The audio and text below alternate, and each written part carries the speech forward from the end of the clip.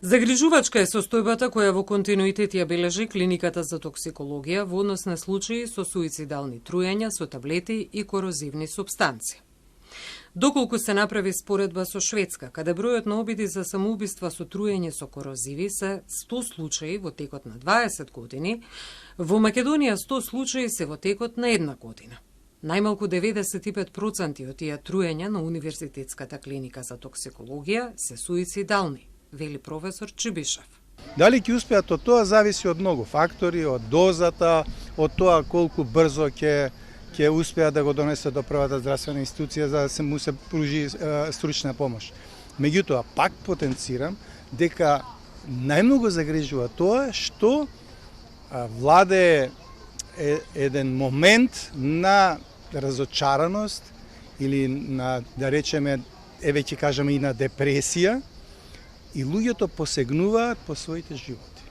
При тоа не бираат средства, не сакам да зборувам за оние драстични начини на одземање на животот, зборувам за злоупотреба на поголема количина на лекови или поголема количина на некоја хемикалија или некој отров со кој што исто така може да си го загрозат живот. За надминување на оваа алармантна состојба е потребна соработка помеѓу повеќе надлежни институции и стручни лица, социјални работници, токсиколози, психијатри и психолози.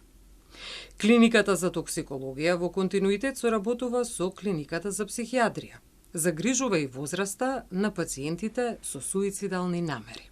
Најмногу има труење во најпродуктивниот дел од животот.